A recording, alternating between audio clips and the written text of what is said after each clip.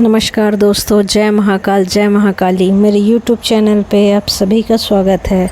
दोस्तों, मेरा नाम है प्राची शर्मा और आज मैं एक ऐसी सत्य घटना पर आधारित एक छोटी सी कहानी सुनाऊंगी जो सुनने में तो बहुत ही पेचीदा लगेगी, लेकिन ये सत्य है दोस्तों। ना मानते हुए भी आप यकीन करिए और ये इस विषय में भी सोचिए, ऐसा भी हो सकता है। दोस्तों, वैसे अधिकतर लोग तो गांव से शहर की ओर आ रहे हैं, लेकिन आज भी कई सारे लोग ग्रामीण अंचलों में रहते हैं। वहाँ की कई सारी धार्मिक बातों को मानते हैं, धार्मिक तंत्रों को मानते हैं, मंत्रों को मानते हैं। और वो लोग जो पुरानी नीतियाँ हैं, जो पुरानी आस्थाएं हैं, जो हमारी धार्मिक है बातें हैं, वो उन चीज़ों के साथ ही रहते हैं, उसको फॉलो भी करते हैं। दोस्तों, ये अच्छी भी हैं और बुरी भी हैं। दोस्तों, एक गांव की घटना बता रही हूँ, पर वो किस सिटी की है या किस शहर की है ये मैं नहीं बताऊँगी, या किस राज्य की है। पर दोस्तों, ध्यान दीजिएगा, एक ऐसा गांव है जो बहुत ही पिछड़ा हुआ था। रूढ़िवादी प्रथाएं वहाँ काफ़ी ज़्यादा थी। लेकिन दोस्तों, ये जो कहानी है मेन, वो है एक ग्रामीण अंचल की डाइन के बारे में, जिसे सौधावटी लाइन भी कहते हैं और डाइन विद्या भी कहते हैं गाँव में, या सौधिनिया भी कहते हैं। कई सारे जो गाँव से जुड़े होंगे हमारे भाई बहनों, वो इस चीज़ को जानते होंगे। तो दोस्तों, इसी विषय में मैं ये बात बता रही हूँ। दोस्तों, एक कहानी के माध्यम से मैं इस केस को पूरी तरह से आपके सामने लाना चाहूँगी। दोस्तों, कहानी यूँ थी कि एक महिला थी, वो अपने जीवन में काफ़ी सुखी रहती थी और उसका एक पति था, अभी अभी ब्याह होके घर आई थी।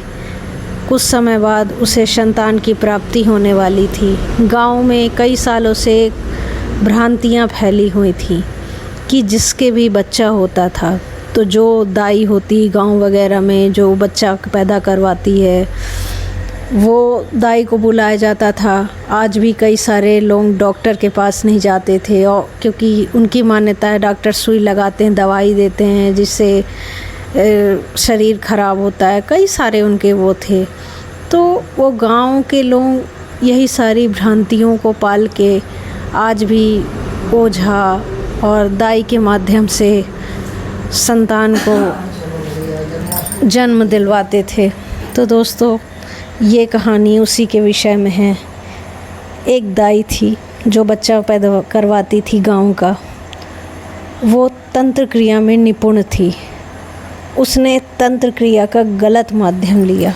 गलत माध्यम से, गलत क्रियाओं से उसने कई सारे व्यक्तियों को, कई सारी माताओं बहनों की कोखें उजाड़ दी। दोस्तों, वो क्या किया करती थी कि जो माताएं बहनें गर्भ जिसे बच्चे को जन्म देती थी, तो बच्चा जन्म देने के बाद जो भी नाल बचती है, जो बचता है नाड़ा, वो उसको वो ले जाती थी, उसी पे वो तंत्र क्रियाएं करती थी। दोस्तों, वो देखने में तो बहुत ही नॉर्मल स्त्री थी। तकरीबन 35 से 40 उम्र की युवती थी, महिला थी।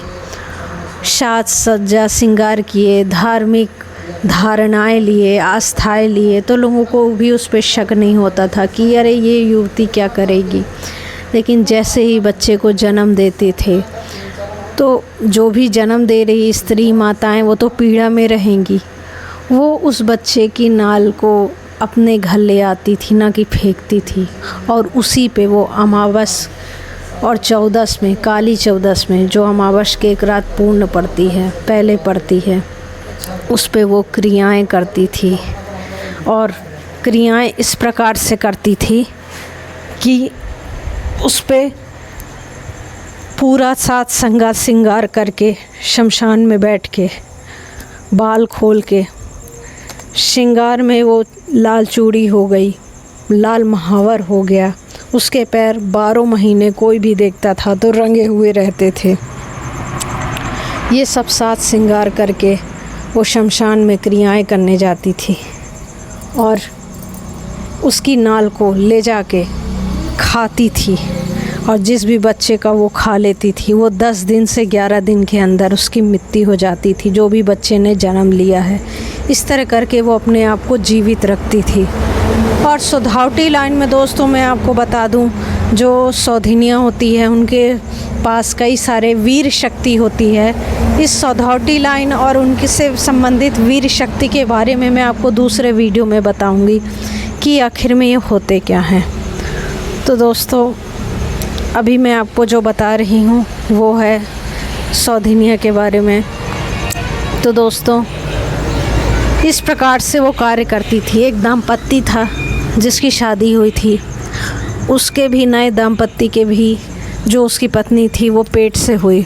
जैसे वो पेट से हुई उसी दाई को बुलाया गया और वो दाई ने उसकी संतान पुत्र को पैदा करवाया, लेकिन उसके पुत्र की तबीयत लगातार बिगड़ती ही जा रही थी, कमज़ोर ही हुआ था।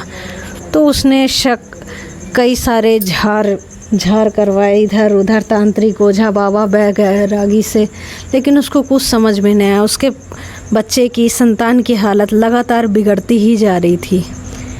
लेकिन उसे ये भ्रांतियाँ तो गांव में फैली ही थी कि जिसका बच्चा जन्म लेता है और दाई के द्वारा वो मर जाता है। लोगों को शक तो होता रहा लेकिन कोई ध्यान नहीं देता रहा उस स्त्री, उस डाइन के आचरण के कारण। लेकिन जब उस महिला को शक हुआ, चूँकि वो पढ़ी लिखी थी, वो इस गांव की भ्रांतियों को थोड़ा कम मानती थी, तो वो उसको फॉलो करना चालू की, उस स्त्री को। और जब फॉलो करना चालू की तो उसको बाद में पता चला कि जिनकी संतानें मर रही हैं, जिनकी संतानें स्वस्थ भी हैं, वो मर रही हैं। वो क्यों मर रही हैं उसको बाद में पता चला कि ये जो महिला है ये डाइन है। ये बच्चों का नली खा के, उनकी जीव हत्या लेके ये अपनी उम्र, अपनी शक्ति बढ़ाती थी और अपने वीरों को भोग देती थी। दोस्तों इनके अंदर वीर शक्ति होती है और ये कई सारी वीरों का समूह बनाकर वार करती हैं, चाहे वो मारण क्रिया हो, चाहे वो वशीकरण हो, चाटन हो। दोस्तों ये जो बातें हैं मैं दूसरे वीडियो में बताऊंगी। लेकिन इस प्रकार से उसने अपने संतान को बचाया। उसने 10 से 11 दिन के अंदर उस डायन के बारे में सच पूरे गांव के सामने लाया। गांव वालों ने उस डायन को पकड़कर उसको बांध दिया और उसको हनुमान मंदिर के पास ले जाकर कुछ दिन के लिए उसको वहीं छोड़ दिया और चारों तरफ से वहाँ की कोठरी में बंद कर दिया।